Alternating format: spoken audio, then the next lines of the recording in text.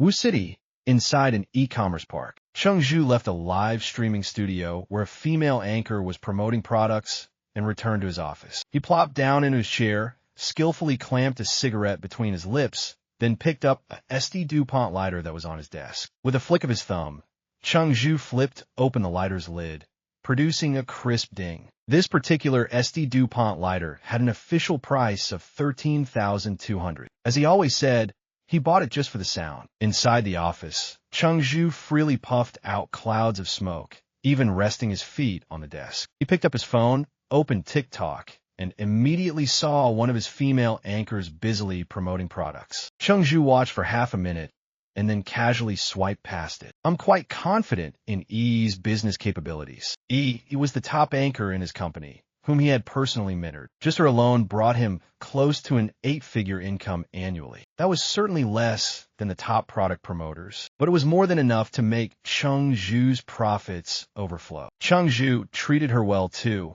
in return, occasionally discussing billion-yuan projects with her in the suites of 5-star hotels. No choice, Chairman Cheng Zhu and Yi knew her role early on. The next TikTok he scrolled to was an interactive one. On the image was written, "If you were given a chance to be reborn and return to the past, would you want it?" This particular TikTok received over 2,000 comments. Out of boredom, Cheng Zhu opened it and saw, as expected, the majority said they would. Some wanted to mend a romance, others wanted to go back and make money, still others wished to focus on their studies. All kinds of desires. Cheng Zhu, with a cigarette still in his mouth, typed a comment directly.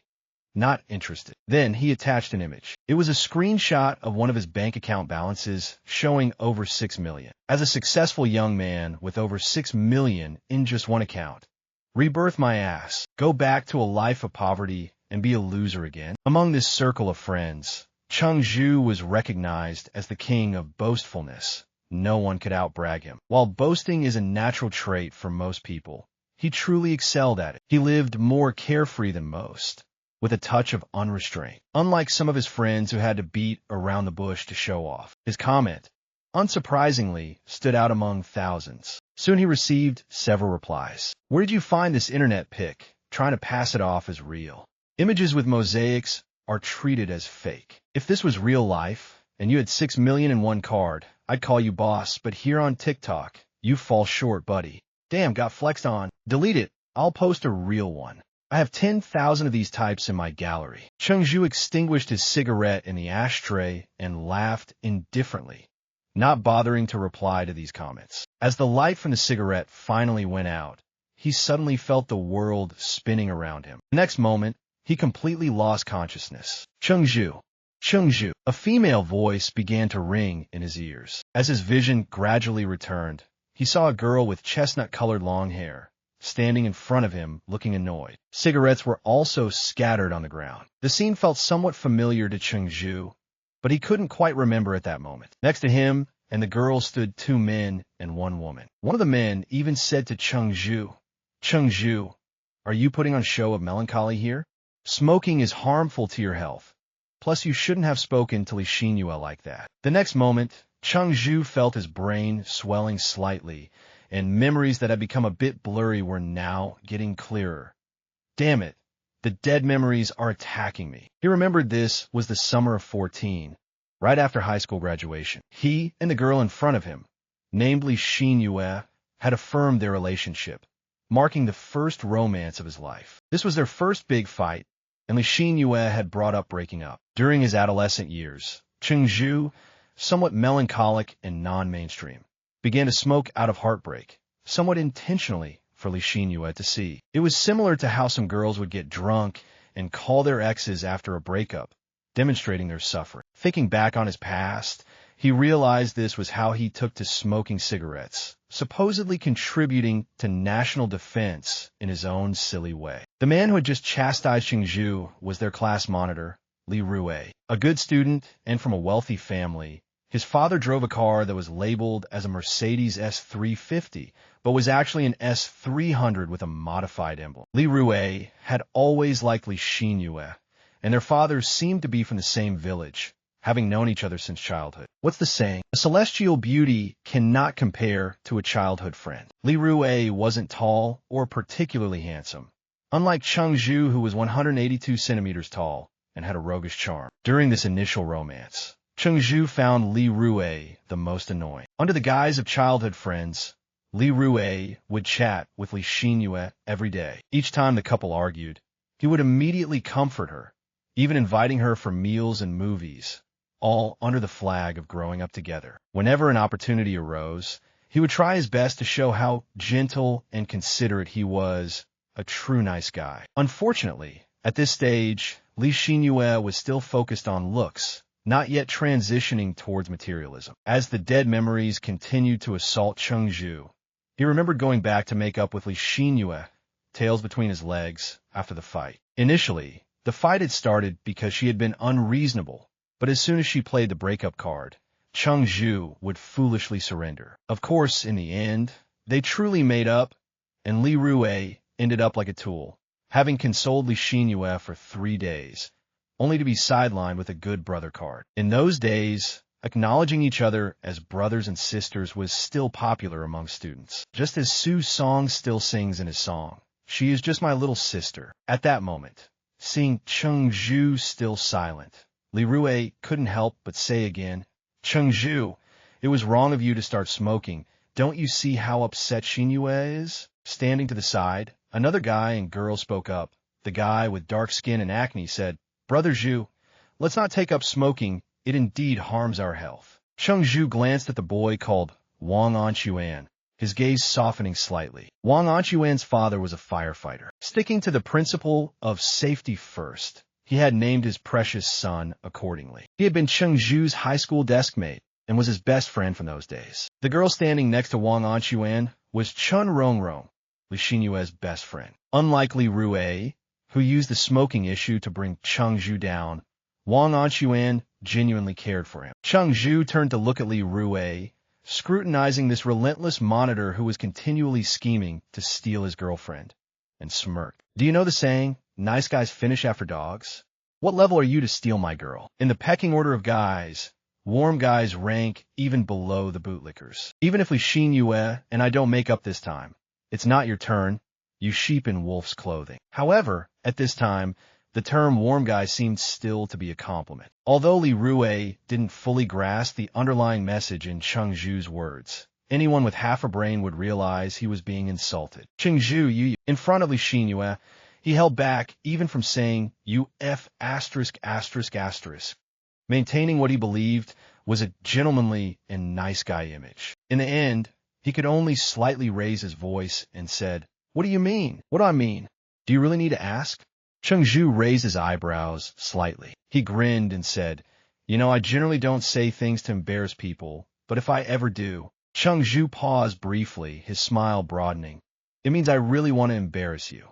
Wu City, inside an e-commerce park. Cheng Zhu left a live streaming studio where a female anchor was promoting products and returned to his office. He plopped down into his chair, skillfully clamped a cigarette between his lips, then picked up a SD DuPont lighter that was on his desk. With a flick of his thumb, Cheng Zhu flipped open the lighter's lid, producing a crisp ding. This particular SD DuPont lighter had an official price of $13,200. As he always said, he bought it just for the sound. Inside the office, Cheng Zhu freely puffed out clouds of smoke, even resting his feet on the desk. He picked up his phone, opened TikTok, and immediately saw one of his female anchors busily promoting products. Cheng Zhu watched for half a minute, and then casually swiped past it. "I'm quite confident in E's business capabilities." E was the top anchor in his company, whom he had personally mentored. Just her alone brought him close to an 8-figure income annually. That was certainly less than the top product promoters, but it was more than enough to make Cheng Zhu's profits overflow. Cheng Zhu treated her well too,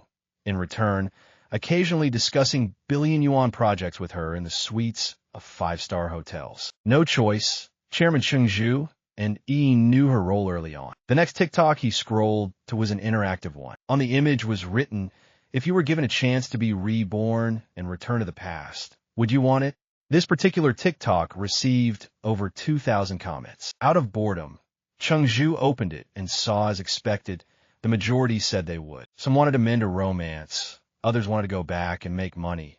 Still others wished to focus on their studies. All kinds of desires. Cheng Zhu, with a cigarette still in his mouth, typed a comment directly.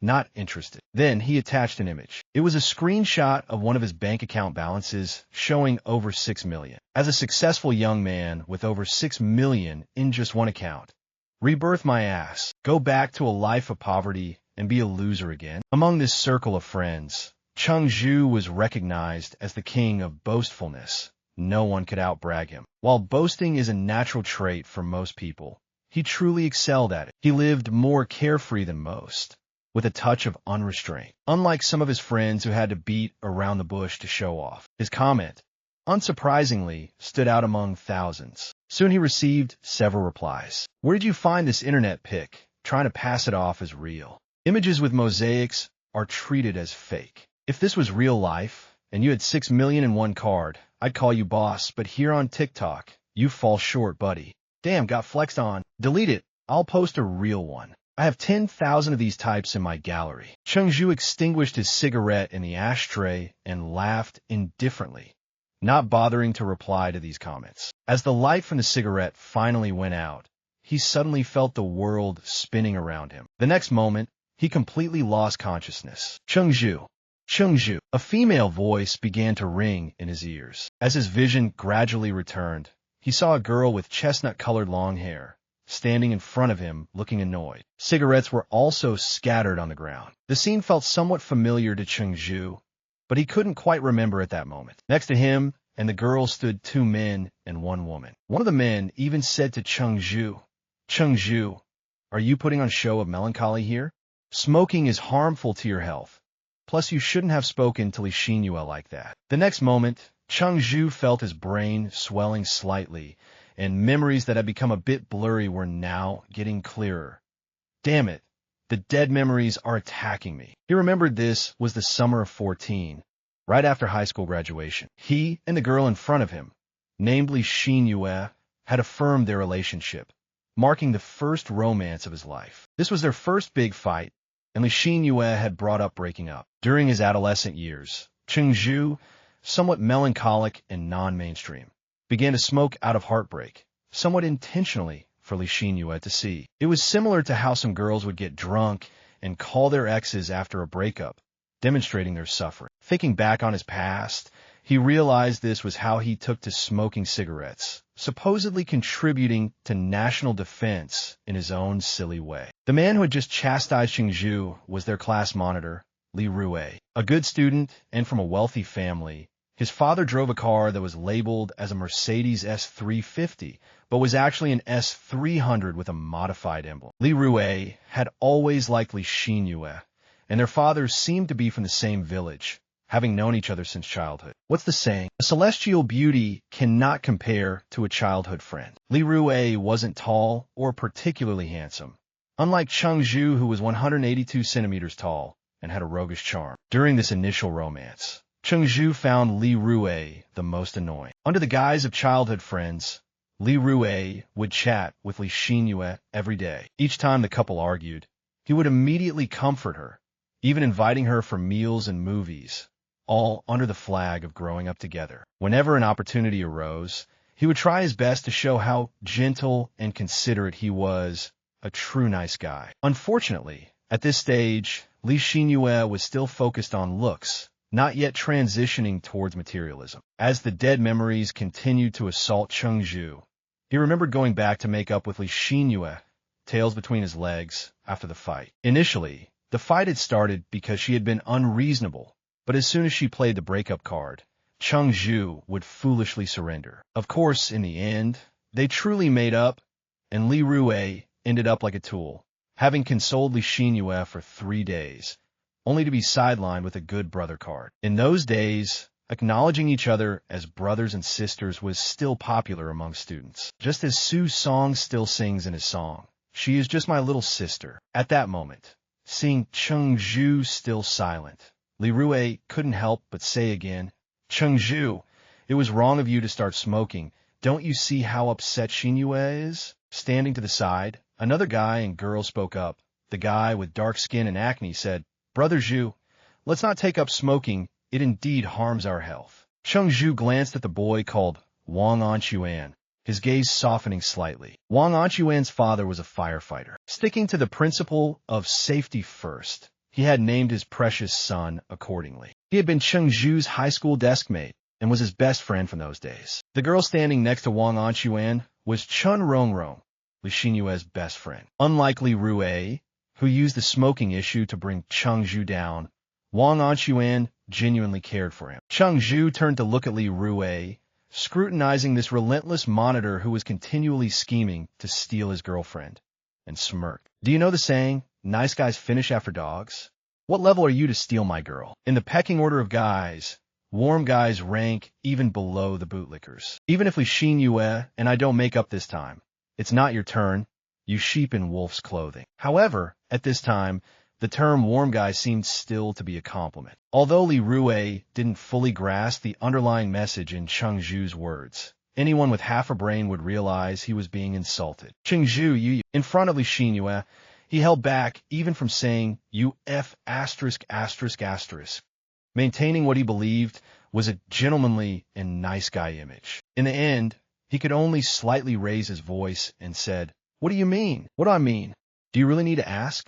Cheng Zhu raised his eyebrows slightly. He grinned and said, you know, I generally don't say things to embarrass people, but if I ever do. Cheng Zhu paused briefly, his smile broadening. It means I really want to embarrass you. Wang Anquan was stunned upon hearing this, feeling the words were profound. When you reread a book, you might discover new insights, but the ending remains the same.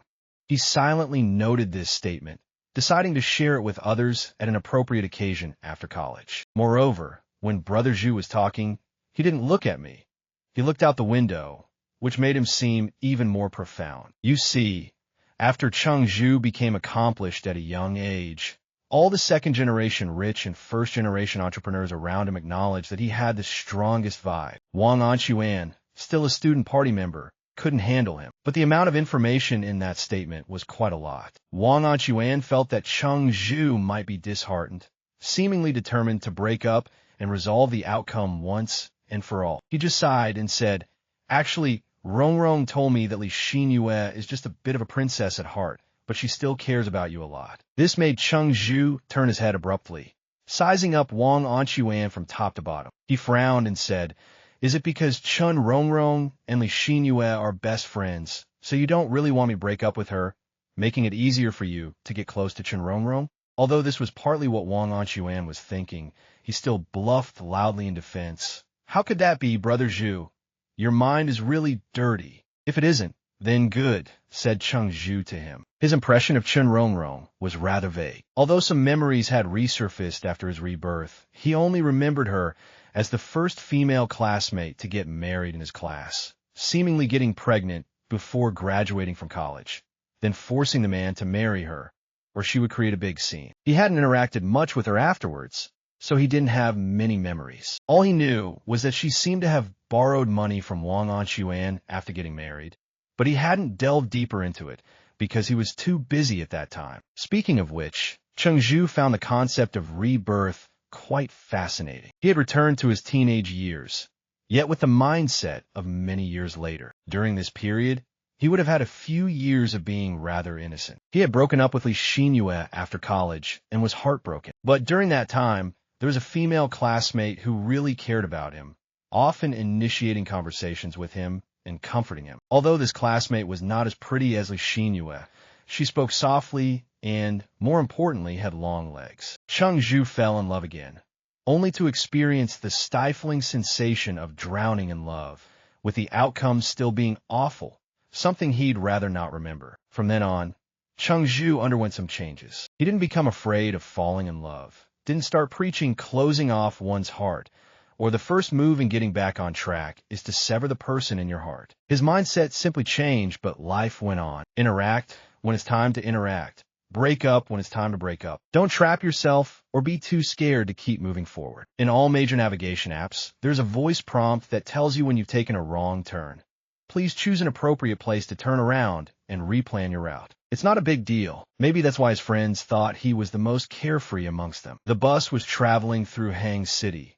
Cheng Zhu gazed out of the window, feeling everything familiar yet strange. At this time in Hang City, the property prices hadn't yet become as exaggerated as they were later, he thought to himself. Ironically, the bus passed by a property Cheng Zhu would buy later, but the area hadn't even been demolished yet. Damn it, I bought it, and it wasn't even renovated before I moved in, and I rebirthed.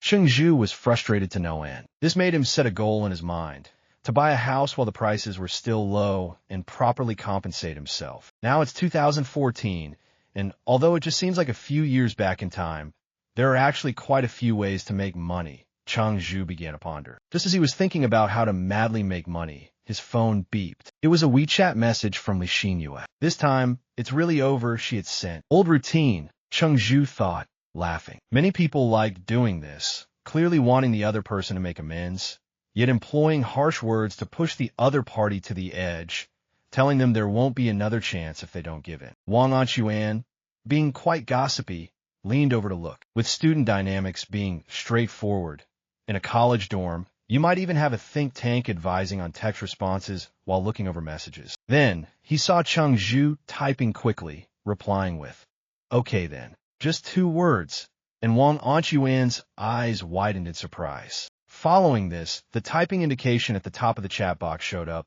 then disappeared, switching to the note, "Yeah," and then back to typing. After several repeated appearances, the response came back with just 1 sentence. "Let's delete each other." Cheng Zhu quickly deleted Li Xinyue from his friend list. The whole series of actions were fluent and clear. Initially, he even planned to block her before deleting, so he wouldn't receive any friend requests from her ever again. Wang Anchuan watched the process, feeling, "Why do I feel like Brother Zhu is too practiced at doing this sort of thing?" He dumbfoundedly said, "Did you just delete her? What else?" Cheng Zhu responded naturally. "I complied with her wish. What else should I do?" Wang Anchuan couldn't help but say, "Brother Zhu must be driving Li Xinyue crazy right now, right?" Cheng Zhu casually smiled and said, "Actually, how I treated her is already pretty decent." Huh? Wang Anchuan was baffled. Cheng Zhu explained, "With Li Xinyue's personality, when she goes to college, she will most likely break up with me, then fall into the arms of someone else." Huh? Wang Anchuan was even more confused. "But you see, that would be after she starts college, and we're in a long-distance relationship. Think about it. I could have continued dating her over the summer. That way, he'd have daily kisses, daily cuddles. It would be a long summer, and with his current skills, he could easily have her completely entangled and unlock everything that needed to be unlocked. Then, just wait for the long distance to play out, utilizing resources in the limited time." Li Xinyue, being fickle-hearted and a bad girl, truthfully, wouldn't even put a psychological burden on Cheng Zhu. Of course, Wang Anchuan couldn't understand any of this, and Cheng Zhu wasn't planning to let him. At this moment, a thought suddenly struck Cheng Zhu. It was a quote left by someone whom many netizens referred to as Grandmaster. Although he hadn't planned to implement this famous saying on Li Xinyue, after thinking it over, he decided to note it down in his memo, feeling it had some referential value. Cheng Zhu opened the memo app on his phone and began typing. Wang Anchuan watched from his side, feeling the first half was quite ordinary, and he even thought it was a bit cliché. But he was stunned by the second half of the statement, which shocked his innocent student's heart. Cheng Zhu wrote down the Grandmaster's quote, "Don't let down the good girls, don't waste the bad ones." Wang Anchuan felt like his soul had been hit by a formidable force. Good girls shouldn't be let down, and bad girls shouldn't be wasted. Brother Zhu actually wrote it down in his notes. The bus arrived at its stop, at the neighborhood where Cheng Zhu and Wang Anchuan lived. Sashaying off the bus, Cheng Zhu disembarked first, quickly followed by Wang Anchuan. At the entrance to the neighborhood, they said their goodbyes, as their homes were in different directions. It's 4 in the afternoon, probably no one's home, Cheng Zhu thought to himself. His family owned a small restaurant, the Yunlai restaurant, located across the street from the neighborhood. The restaurant was small, consisting of just 2 rooms. In those days, private kitchens weren't yet popular, and the delivery industry was still developing. So places like this little restaurant mostly made money from dine-in customers. Cheng Zhu's father, Cheng Donglai, was the owner and chef of the restaurant. Overall, the business was neither particularly good nor bad. This meant that although Cheng Zhu grew up without any real wealth, He also never had to worry about food and clothing. Cheng had limited skills, but never let little Cheng go hungry. Looking back, running a restaurant was quite tough, with the smoke and flames every day and occasionally dealing with difficult customers. I'll go home first, change clothes, and take a shower. I'll head to the restaurant for dinner at 5:30, Cheng Zhu decided. Upon arriving at home, he went straight to the bathroom and looked at himself in the mirror. This hair is so long and such an ugly perm.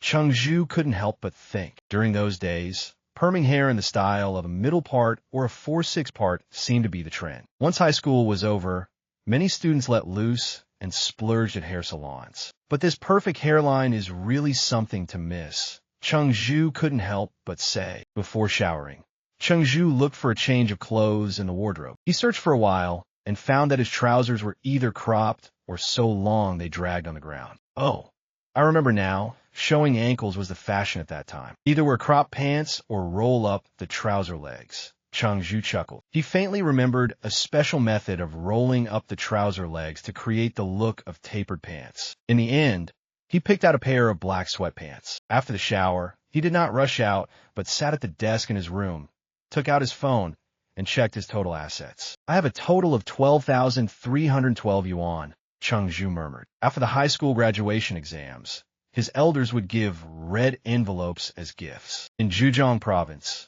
people were quite generous with their red envelopes. But given his family's financial situation, this amount of money was more than expected, mainly because his maternal grandfather was the type of old man who always had money in his pockets, always thinking he couldn't take it with him due to his age. So he was very generous with his grandsons and granddaughters, giving him alone an envelope of 5,000 yuan. Cheng Zhu had already spent a small part of this money during the summer vacation and still had over 10,000 left. If I remember correctly, most of this money would have been spent on the Xinyue during the summer vacation, Cheng Zhu recalled. To go from having over 6 million in one account to all my assets being just over 10,000, gee, that's quite a drop. Cheng Zhu couldn't help but sigh. But the strong never complain about their circumstances. Force me to rebirth, right? Cheng Zhu thought. It would be a shame not to make some more money, given this opportunity. With just over 10,000 as a starting fund, what can I do in 2014?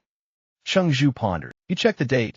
It was July 13th. Then he went online for a while to get used to the era, and quickly had a plan for his first steps. Within 24 hours, I could multiply this money several times over. At that thought, he realized that if a person were reborn, they would indeed have a huge advantage. Cheng Zhu thought of someone the netizens jokingly referred to as someone with a system in their body, reminiscent of a life from a fantastical story brought into reality. He was Lei Bu Si. Mr. Lei once said, "As long as you stand at the right place at the right time, even pigs can fly." Returning to his youth, Cheng Zhu felt he had to seize something more, or else the rebirth would be for nothing. Go on, young man, meet the winds of fate. Tonight, Cheng Zhu would stand at his first important juncture after rebirth. But before that, he was going to have dinner at the Yunlai restaurant. And, believe it or not, he felt oddly nervous on his way to the restaurant. Besides that, there was also excitement and anticipation. My parents at this time are much younger than they were back then. Little Yuzi is still in kindergarten. Little Yuzi was his sister. Her name was Chengyu, and she was 5.5 years old. His family typically favored girls over boys, treating their daughter like a princess while the son at best could hope to be a sword-bearing royal guard. Arriving at the Yunlai restaurant, Cheng Zhu took a deep breath and pushed the door open. As he entered Yunlai restaurant, he saw his mom, Su Yun, bustling about. Many might have this feeling that ever since they can remember, their mom has always been a middle-aged woman. How many people can clearly remember what their mother looked like when she was young? Su Yun was exactly 40 years old, indeed a middle-aged woman, but compared to the image in Cheng Zhu's memory, she looked much younger. What's the matter? Su Yun, puzzled, stared at her son who was staring blankly at her. Mom, you're really young. No, I mean you look really young today, blurted out Cheng Zhu. What nonsense? Su Yun, usually gentle, furrowed her brow involuntarily and quickly turned to grab a bowl of iced mung bean soup from the fridge for her son. This generation of mothers might ask their sons if the food they prepare tastes good, but they rarely ask if they look pretty. Likewise, children seldom compliment their mothers on looking young and beautiful. Cheng Zhu's thought was simple, lavish praises on an outsider woman, and she might still regard you as a sycophant. But casually compliment your mom, and truly, she would be happy all day long. Today, Su Yin was unexpectedly flattered by her son's unconventional praise. It took her a while to pretend everything was normal and went to the bathroom, where she bashfully looked at herself in the mirror back and forth. At first glance, she didn't notice anything, but as she kept looking, I guess there's a bit, she whispered to herself, joy spreading at the bottom of her heart. Meanwhile, Cheng Zhu sat in his family's little restaurant, pretentiously sipping the mung bean soup. Soon enough, a little head popped out from beside the checkout counter, and with a roar like a fierce dragon, tried to startle him. Looking at the tiny Neza-like hairstyle, Cheng Zhu pretended to be utterly frightened, and the little girl immediately giggled. He picked up the little girl and looked at her round, chubby cheeks, her shining black eyes, and the endearing Neza hairstyle, and felt like he'd been struck by his sister's cuteness. Little Yuzi is only 5 this year. This is when she's at her most adorable, he thought to himself. He had always missed his sister from this period. Cheng-yu at this current age was also the closest to him, extremely clingy. Later, when he moved from Hang City to start a business in Wu City, first getting into e-commerce and then live streaming sales, he was away from his family, seeing Cheng-yu only a few times a year. After giving her a few rounds of lift-high play, Cheng Zhu put her down to sit next to him. Little Yuzi, do you want your brother to feed you some mung bean soup? He asked. Just a moment. Cheng-yu, small but savvy, raised a hand. What's up? Cheng Zhu looked puzzled. Brother, I wanted to ask you something, said the little girl. Go ahead, Cheng Zhu said with a smile. All day today, I was not at home. Did you miss me? Little Yuzi looked up, her chubby face lifted. I sure did, Cheng Zhu responded promptly, in a way that had a double meaning. It wasn't just a day I haven't seen you. It's been many years since I've seen this version of you. Little Yuzi immediately placed her small hand over her chest, breathed a sigh of relief like a little adult, and said in a sweet voice, That's good. I was worried it was just me secretly missing you at the restaurant. My sister's simple words melted Cheng Zhu's heart. Fuck, my sister is so damn cute. With Cheng Zhu's current mindset and status, ordinary women couldn't tug at his heartstrings. But a word in little Yuzi's milky voice, and she could ask him to do anything right now, he would go do it. Hooked, totally fucking hooked. How could he not earn a castle for the princess? Making money. This life, he had to try even harder to make money. Cheng Zhu sipped green bean soup as he was plunged into memories. Thinking about it, I still have regrets regarding little Yu. Cheng Zhu thought to himself. In his memories, his sister Cheng Yu was a particularly lively and quirky little girl when she was young. But after starting junior high, she became more and more reserved and introverted. It was only later and by chance that Cheng Zhu learned she had been verbally harassed by some of her female classmates in middle school, just because she matured early and the loose school uniform could not hide it, leading them to brazenly and secretly call her slut. This caused little Yu to begin hunching her shoulders and slouching.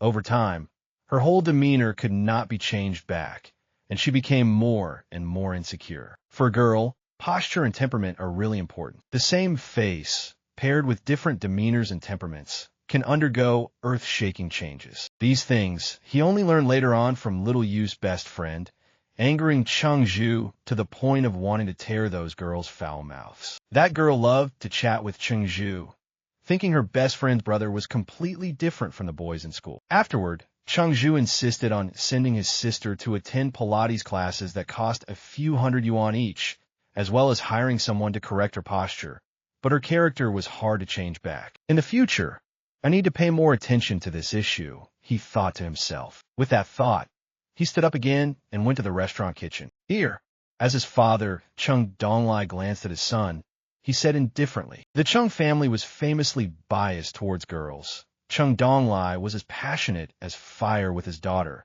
a complete slave to her and laissez-faire with his son, as long as he didn't cause troubles outside. Dad, is there anything I can help with? He asked. Comrade Cheng was frying chili pork and gave his son a surprised look, saying only a few words. Go out and enjoy the air conditioning. Cheng Zhu didn't press the issue and obediently left the kitchen realm. Cheng looked at his son's retreating back and muttered, It's really strange, this lazy bum actually offering to help. Back at the dining table, Cheng Zhu started planning again. If I remember correctly, This year my second uncle will come to scam money, leaving our family empty-handed, and Cheng endured a few tough years afterward. His health has always been not so good afterward, probably because of the exhaustion over the years. This world is such to the poor. Anything that can be solved with money has to be solved with health, life, time, dignity. Things more precious than money. People, many of them exchange their health for money when healthy, then exchange money for health when sick. Luckily, Cheng Zhu was quite successful in his career afterward and particularly cared for his parents' health. Cheng gradually got healthier year by year, and his mother Xinyue also became younger and livelier. He was fortunate that the speed he earned money caught up with the pace his parents were aging. Fulfilling filial duties comes too late for some. But since I've been reborn, I should at least make them live more comfortably, Cheng Zhu thought to himself. Making money. Still, he had to make money at the fastest speed. Thinking of this, he immediately picked up his phone and opened WeChat. For his first pot of gold, he needed to contact someone right away. This person's name was Jiang Wanzhou, another childhood friend of Cheng Zhu's besides Wang Anquan. They were in the same class in primary school, junior high, and the same school in high school. You could say they grew up together. The name Wanzhou, as taken from the phrase, "The fishing boats sing in the evening," the sound resonates along the banks of Pengli Lake. Yes, from the preface to the pavilion of Prince Tung, something everyone struggled to memorize in their student years. As a student, Cheng Zhu found memorizing a painful ordeal, but once he left school, with age, he realized that the content in the textbooks was actually a collection of jewels. He first looked through his chat history with Jiang Wanzhou, revisiting their recent conversations to get into the current state of mind. Soon, his gaze focused on a piece of information. It was Jiang Wanzhou telling him that his cousin just opened a new bar, inviting Cheng Zhu to come and visit. During school, it seemed like there was always a sissy and the ridiculously rich student in class. But in Cheng Zhu's youth, these two were combined in Jiang Wanzhou. He had a feminine appearance, a soft speaking voice, and his mannerisms were also feminine, exuding a gay aura throughout, like a cunning zero. If Cheng Zhu sweated crazily on his face, he'd simply wipe it off with his hand. Jiang Wanzhou, however, would pick up both his delicate hands and fan his face, acting very coquettishly. Yet this guy, who seemed like a gay man, actually dreamed of becoming a domineering CEO. Can you believe it? Which domineering CEO wears a black coat and walks with a mincing gait? Cheng Zhu mocked inwardly. But it's undeniable, Jiang Wanzhou is really fucking rich. During their school days, there were rumors that his family owned a whole street of shops. Back then, Cheng Zhu didn't believe it, because he saw Jiang Wanzhou never splurged when spending, and he never wasted food, nor boasted about his wealth. When he told Jiang Wanzhou the gossip, he immediately denied it, gesturing. How could that be? That's so exaggerated. Right. Cheng Zhu laughed along. Only later did he find out that Jiang Wanzhou's family really did own a street of shops. However, the reason he denied it was that the row of shops across the street was not their property. In his view, only if both sides of the street were his family's properties could it be considered owning a whole street of shops. Anything less was at most half a street. In the end, Cheng Zhu started referring to him as President Jiang, and he still called Cheng Zhu Brother Zhu, with everyone going by their own title. Speaking of which, having such a wealthy childhood friend should theoretically make Cheng Zhu's entrepreneurial path easier. But in reality, it wasn't. He and Jiang Wanzhou seemed to be fated not to partner in business, but carrying out their ventures separately. Both were very successful. It's like they were badass by themselves, but together they were just a mess. Cheng Zhu later felt, his energy is too strong. It must overpower me. At that moment, he directly typed, "Didn't you say you wanted to treat me to a drink at your cousin's, Joanne? How about tonight?" See, actively seeking a treat and even picking the time. Why were you bossing me around? Address me as Boss Jiang. Boss Jiang replied with dissatisfaction, but the message came in a flash. Boss Jiang, treat me. Cheng Zhu messaged with a slayer's intent. He could understand Jiang Wanzhou's boundless grievance because he had just reviewed their chat history and noticed Jiang Wanzhou had invited him out quite often during the summer break. But the original Cheng Zhu, who prioritized love over friendship, with his attention solely on dating, had neglected him for a long time. I'll bring you out of the cold palace right now. Additionally, Cheng Zhu sent out an invitation to stay in a hotel together that night. The reason was simple. He was planning to make money till late tonight, and if he came home when it was bright outside, his parents wouldn't be happy. It would be better to simply not return home at all and lie to them that he spent the night at Jiang Wanzhou's place. As for Jiang Wanzhou's family, they were quite peculiar. They couldn't accept their son playing outside until dawn, but didn't mind him not returning home overnight. For someone like Cheng Zhu, whose family prohibited him from staying out all night, it's because they were afraid he'd mess around outside. As for someone like Jiang Wanzhou, his effeminate behavior from childhood is clear to his family, fearing he wouldn't mess around in his lifetime. Thank goodness it's 2014, and there aren't so many cunning zeros and calculating ones on the market. Otherwise, the social norms shift, and the Jiang family would probably worry more. Of course, Cheng Zhu clearly knew Jiang Wanzhou was indeed not gay. The heartthrob of the gay community had no interest in men. He was simply innately effeminate with no other choice. When his mother Su-Yun heard Cheng Zhu was staying at Jiang Wanzhou's house that night, she wanted to ask more, but after being praised by her son, she was in a good mood and kept silent. As night fell, it wasn't even 10 o'clock yet, when Jiang Wanzhou arrived to pick up Cheng Zhu in his Mercedes G-Class. The two had gone to driving school at lightning speed, right after their college entrance exams, and soon came out with driver's licenses. The difference was, Cheng Zhu's license was of no use without a car. Jiang Wanzhou, on the other hand, had too many cars at home to choose from daily. The Mercedes G-Class of that generation hadn't been refreshed yet, nor had it gained the reputation of scumbags drive G-Classes that it would a few years later. In 2014, many people didn't even know its selling price, mistaking it for a normal Mercedes. But to be honest, the comfort level of the old G-Class was indeed not that great, and Cheng Zhu felt uncomfortable and somewhat disdainful as he sat inside. At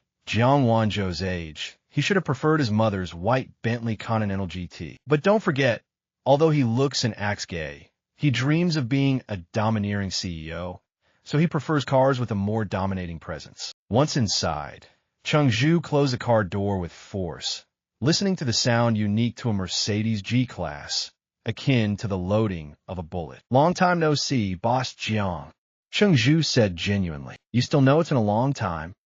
Jiang Wanzhou gave him a bone-softening palm, slapping his left arm. Saying so, he also spoke with a touch of sourness. "Why isn't Brother Zhu out on a date today?" It then dawned on Cheng Zhu that when he was dating Xinyue, Jiang Wanzhou was adamantly against it, always thinking Xinyue wasn't a good person, but Cheng Zhu completely ignored it. "Split up," Cheng Zhu said. "What?" Jiang Wanzhou exclaimed, his right hand ceaselessly patting Cheng Zhu's shoulder, his expression gradually turning to delight. "Could you please focus on driving first?" Cheng Zhu panicked with this driving novice. "So, you thought of drowning your sorrows with me after being dumped, huh? When you were in love, I couldn't even schedule a dinner, had to make an appointment." Jiang Wanzhou said sourly. "I wasn't dumped, damn it. Can you not be such a drama queen?" Cheng Zhu glared at him, annoyed. "When you read CEO romance novels, which side are you even sympathizing with? What are you babbling about now?" Jiang Wanzhou got pissed. Cheng Zhu noticed he was even wearing a pair of gold-rimmed glasses today. What a pity the CEO vibe still didn't come out. Instead, he looked even more like a gentle bottom. Cheng Zhu stopped teasing him and got straight to the point. "Boss Jiang, how's the business at the bar your cousin opened? It wasn't great at first, but recently it's doing well. You know, the World Cup. Suddenly there are more customers coming in to drink beer and watch soccer. My cousin is also a die-hard soccer fan. He even asked me if I want to place bets, offered to stake me $1,000 just for fun." For some reasons, Cheng Zhu had come into contact with Jiang Wanzhou's cousin in his previous life. The guy was quite generous, loved saving face, and was a show-off second-generation rich. He seemed careless, but his mind was already scheming. "Really? Can he stake some for me?" "Sure, you can add him on WeChat and transfer the money to him when the time comes. He always tells me the odds he gets for betting are higher than the official lottery," Jiang Wanzhou said. "A few hundred? Who are you looking down on? I start at 10,000. Cheng Zhu laughed as he spoke, giving a preemptive warning. Jiang Wanzhou didn't take it seriously, treating it as a joke, and continued to struggle with controlling the steering wheel of the big Mercedes G with his thin arms. It was only now that Cheng Zhu noticed the watch on Jiang Wanzhou's wrist. It was a Vacheron Constantine. If it had been the inexperienced Cheng Zhu from before, he wouldn't have known the value of the watch and would have thought it was fucking ugly, not comparing to his digital watch at all. You, just a mongrel secretly wearing your parents' watch. And me, a trendsetter at the forefront of campus fashion. In fact, the watch was a gift from Jiang Wanzhou's mother for his 18th birthday. As for his father, he gave him a Porsche 911, but he didn't like driving it because he felt it didn't match his domineering CEO temperament and made him look more like a rich kid. Later, after Cheng Zhu made it big, the first designer watch he bought was also a Vacheron Constantine, because he liked the name of the watch and the special shade of blue on its dial. This series was called Overseas. Jiang Wanzhou's cousin owned a bar named Joanne, a pun on the word for alcohol addiction. His cousin thought that, located in a prime pricey area, yet named with a character for hidden, it had a lot of prestige. After parking, Jiang Wanzhou confidently led Cheng Zhu inside and then sat down at the bar. During the World Cup, the bar business was indeed booming. And now, it was July 13th. At 3 a.m. on July 14th would be the final of the 2014 World Cup. Therefore, Joanne already had quite a few customers. Cheng Zhu listened to the discussions behind him. Many people were talking about football. Of course, quite a few people were lamenting how much money they had lost betting on the World Cup this year. After they sat down, a female bartender inside the bar came over and greeted Jiang Wanzhou, saying, "Little President Jiang." She wore a bartender's uniform, form-fitting, designed to accentuate certain elevated parts. Cheng Zhu glanced at her and pretty much figured that this female bartender must be the main draw of the bar. She clearly recognized Jiang Wanzhou, the boss's cousin, and initiated a chat with him. At the same time, she didn't ignore Cheng Zhu and even introduced herself to him, saying her name was Yizi. When chatting with others, Yizi liked to half lean over the bar with her body slightly tilting forward. Those who mixed in the nightlife knew how to exude charm. Cheng Zhu understood that many bartenders earned commissions, so they liked interacting with customers. Of course, if some customers were wealthy enough, then in addition to interacting, they could interact some more. Jiang Wanzhou thought Cheng Zhu, being at the bar for the first time, might feel a bit shy. But unexpectedly, the kid was quite at ease, casually saying a few words that kept Yizi laughing continuously, her uniform buttons dangerously strained. Since Jiang Wanzhou was treating today, Cheng Zhu didn't even look at the menu but playfully pointed at a row of Hibiki 21 years, placed in the most conspicuous spot on the shelf, asking if they could open a bottle. The bottle looked ordinary, but the price was not low. For a moment, Jiang Wanzhou couldn't tell if Cheng Zhu really knew this drink was expensive or if he was just randomly pointing. He was about to agree when Cheng Zhu casually picked up the menu, ordered a fancily named cocktail, and didn't bring it up again. "I was just saying that. But if you really want to open a bottle, wait until I start working here, so I can earn a commission," Cheng Zhu cheekily said. Jiang Wanzhou glanced at him and retorted without good humor, "Keep dreaming. I'll just take a bottle from my family's liquor cabinet and bring it back tomorrow. Don't even think about making that money." Cheng Zhu gave him a thumbs up and said, "Brilliant. How can you say such ice-cold words with a 37-degree mouth?" Yizi, standing aside, felt like the two seemed to be flirting and thought she might be developing a fujoshi tendency, even slightly intrigued to ship them. The boss's cousin is handsome and refined, and his friend has a bit of a rogue charm. They seem like a great match, Yizi thought secretly. Campus rich, well-behaved student and school bully, she screamed internally. Cheng Zhu was completely unaware of what Sister Yizi was thinking. If he knew, he might have tried his best to win her over, and then acted out. "I'll show you how to look at people, you fujoshi. I'll show you how to look at people, you fujoshi. I'll show you how to look at people, you fujoshi." The cocktail was soon ready, and Yizi slowly pushed the drink, which cost only a few dollars to make, but sold for several times that per glass, in front of them. Then, she looked up towards the door and smiled, saying, "Little President Jiang, your cousin and cousin-in-law are here." At first, Cheng Zhu didn't think much of it, but hearing Yizi mention cousin-in-law, he was slightly stunned. He later attended Technology University in Hang City.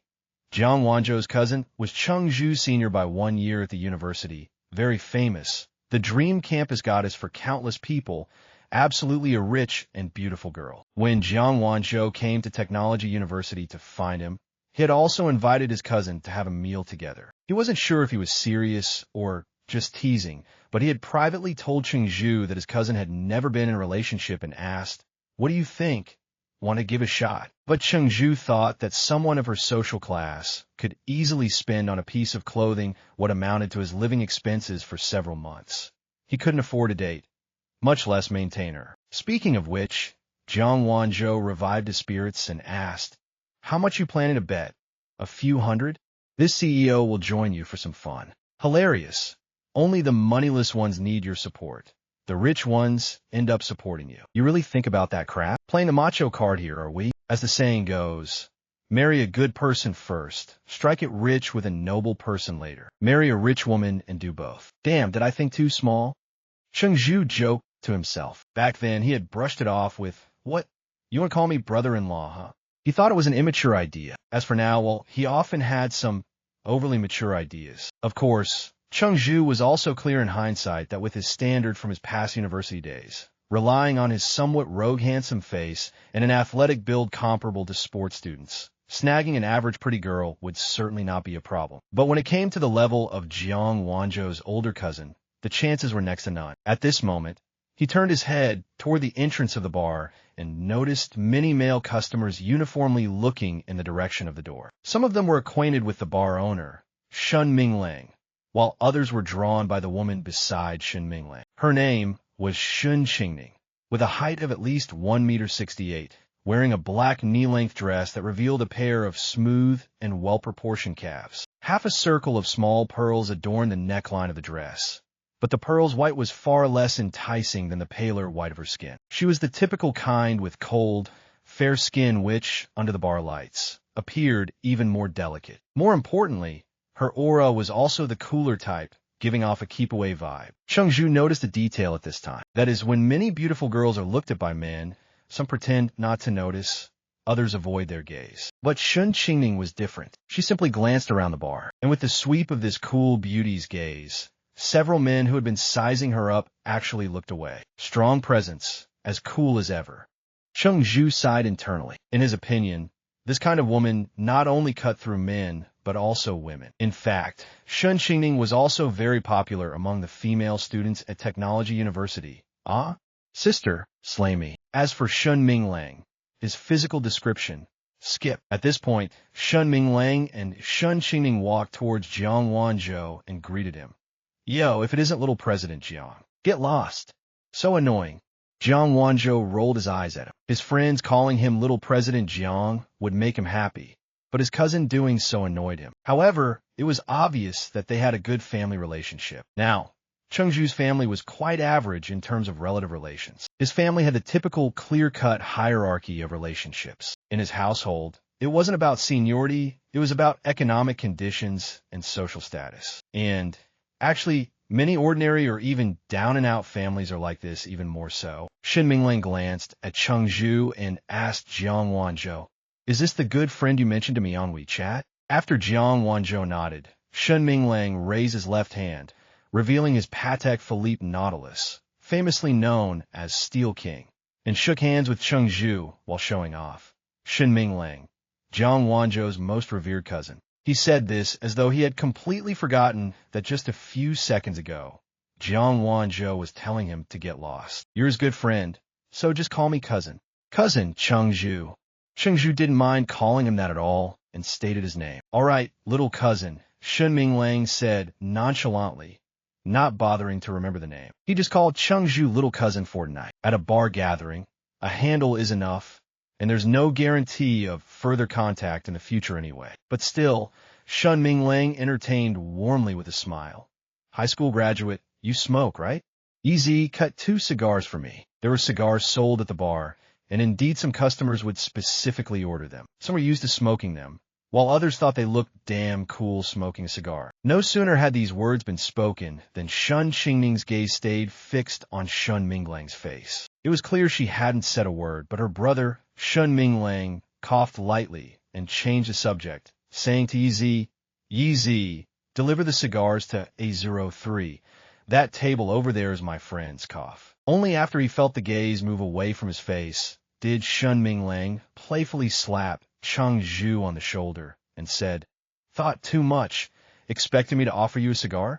Kid, don't smoke when you're young, got it? Got it." Cheng Zhu laughed, going along with his act. Cheng Zhu looked at the hand on his shoulder and deliberately took a few extra long glances at the watch on Shun Minglang's wrist. He suddenly remembered that at this time, luxury watches were still affordable.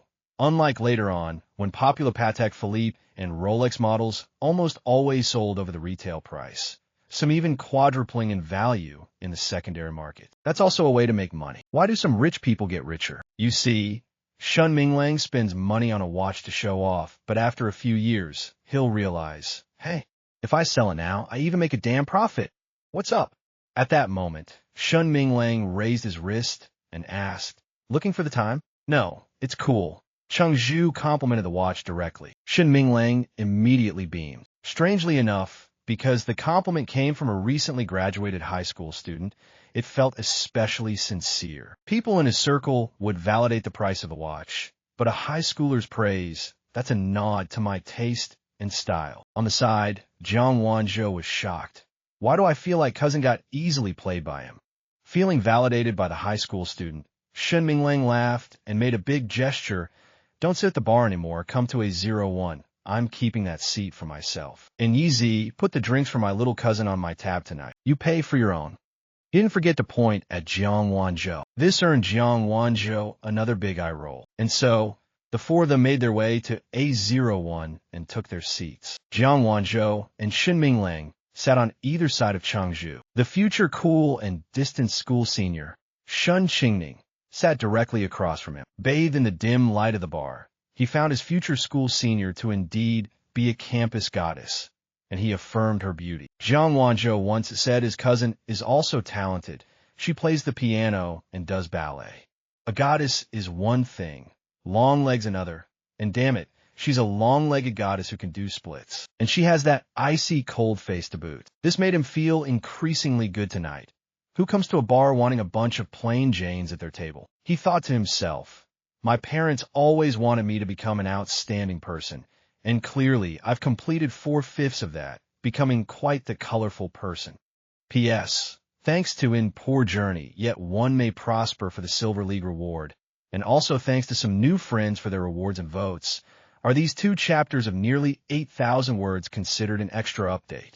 Outside Join Bar, a Mercedes-Benz was struggling to perform a parallel parking maneuver. The Benz's S-Class model was already long-bodied, and Li Rue, who had only recently acquired his driver's license, had tried several times without success to park it. Sitting in the back were Li Xinyue and her best friend Chun Rongrong, which made Li Rue's face turn bright red with tension. The more nervous he became, the harder it was for him to park the car. Unfortunately, this was the only marked parking spot available, and he dared not park anywhere else. After all, he had managed to take his dad's car out for the night, and getting a ticket from the police would undoubtedly lead to a scolding. Li Rue finally managed to awkwardly park the big Mercedes and immediately got out to open the car door for Li Xinyue, in a bid to display his gentlemanly demeanor and warm-hearted charm. He was in a particularly good mood today, because Li Xinyue had broken up with Cheng Zhu, and they had even unfriended each other this time. There's no going back now.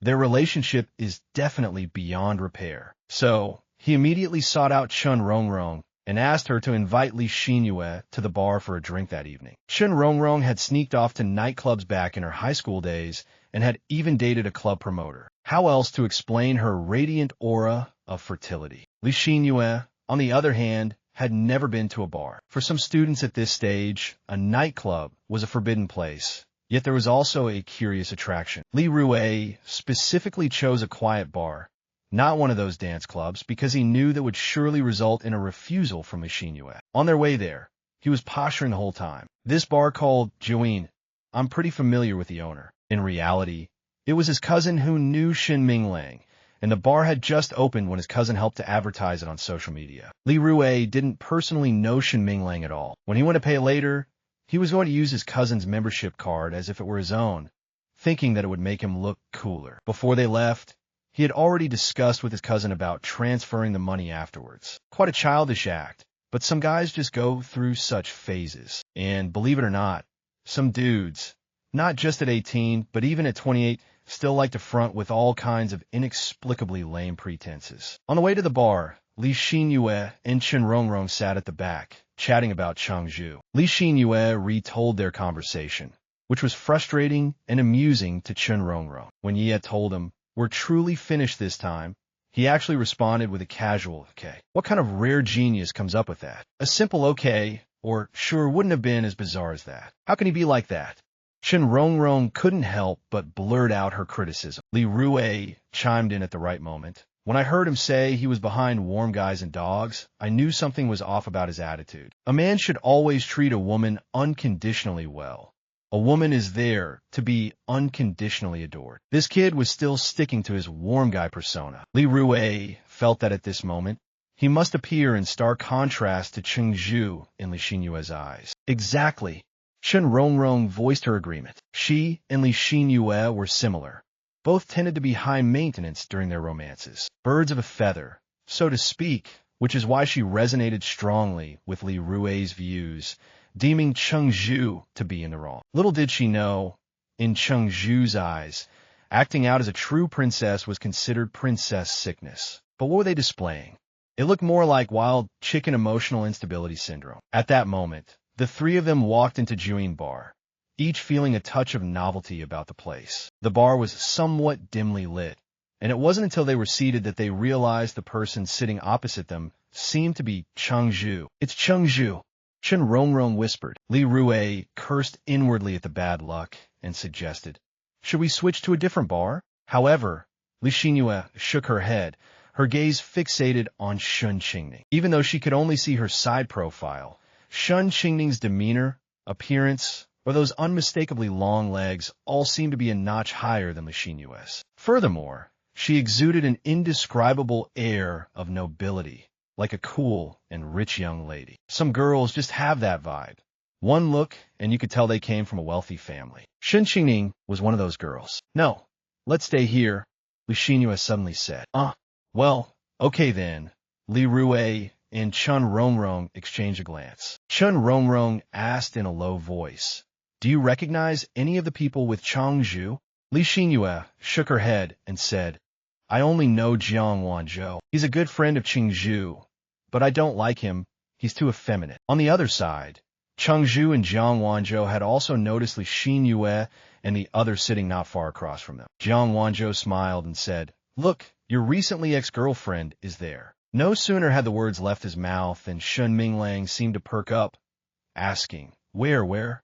Let me see how my cousin's taste is." Cheng Zhu hadn't expected to run into them, but didn't make a fuss about it. He'd been through these kinds of situations many times before. Later, he went to Wu City to start a business. Although the small commodities market there was world famous, it was, after all, a small county-level city. And with his personality later turning to that of a prodigal who sees the error of his ways only to relapse, it was inevitable that he would occasionally run into women with whom he had history or even misadventures. No panic. Small scene, small scene. From his viewpoint, these high school graduates were still in the phase where they got nervous just speaking on stage or shy to sing loudly at KTV. So in this kind of public setting, they weren't likely to make a scene. When he saw Li Rue looking over, he locked eyes with him, causing Li Rue to sheepishly look away. Following Cheng Zhu's gaze, Shin Minglang grinned and said, "Not bad. Both the girls look youthful. Are both your ex-girlfriends, cousin? Should I have Yi Zi send over a fruit platter?" No need.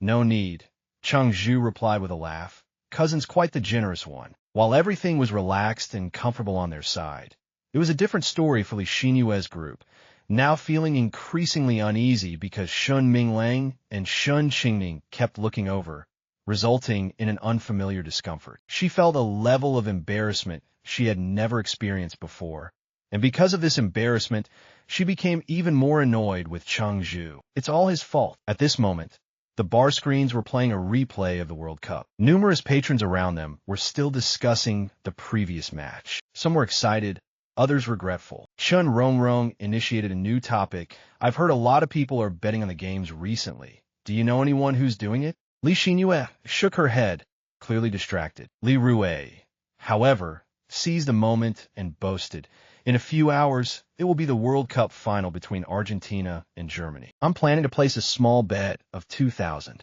He began subtly flaunting his financial power, slightly raising his voice. "You're betting 2,000? That's a lot." Chen Rongrong exclaimed in surprise. "It's okay, just a bit of fun," Li Rue said, making his voice echo a tad more. The bar's background music was soft, but the volume of the World Cup replay was louder, making Li Rue's words faintly audible to those sitting with Cheng Zhu. "Tisich, betting 2,000, little rich kid, eh?" It was unclear whether Shen Minglang was genuinely impressed or being sarcastic. At that moment, Jiang Wanzhou left for the restroom. Cheng Zhu had been waiting for this opportunity. So he said, "Cousin, Jiang Wanzhou mentioned I could ask you for help with placing bets. Said you have good odds." "Yeah, if you trust me, of course. It's just a simple favor," he replied with a smile. He had already placed his bets, rooting for Germany to win the championship, with a stake of 50,000. The odds were good, at 2.3, meaning if Germany really did win, he would earn a handsome 65,000. Shen Minglang asked, "Cousin, which side do you think will win?" "Germany." Cheng Zhu responded without hesitation. Good choice. I've also bet on Germany. Just a small wager of 50,000. Shen Minglang patted his shoulder. Cheng Zhu laughed. "Weren't you just claiming to be a die-hard Messi fan? Why not bet on Argentina?" "Right. So for the sake of my idol, I did bet 500 on Argentina winning." Shen Minglang nodded, as if he's a granny sneaking into the cookie jar. Got me laughing. Cheng Zhu gave him a thumbs up. "Touching. How much are you betting on Germany to win, cousin?" "I'm offering odds of 2.3, Shen Minglang said to Cheng Zhu. Unexpectedly, Cheng Zhu shook his head. "Cousin, I'm not betting on the championship. I'm betting on the score." "Whoa, ambitious. You're going straight for the correct score bet. What scores are you looking at?" Shen Minglang asked. Getting the winner right was one thing, but predicting the exact score much more improbable. Of course, that meant much higher odds. Cheng Zhu inquired, "What are your odds for a 0-0 draw?" Shen Minglang checked his phone. "Let me see, the odds are 7.5. Then bet on that for me. I think it's going to be 0-0 during regular time, and then go to overtime." "Cousin, what's the easiest way for me to transfer the money to you?" Cheng Zhu asked. "Damn, you've got guts, betting on 0-0. Anyway is fine for transferring. I'm okay with anything," Shen Minglang replied. "How much are you betting?" 12,000, Cheng Zhu said without hesitation. 12,000, sure. Wait, how much did you say?" Shen Minglang looked up, his face showing surprise.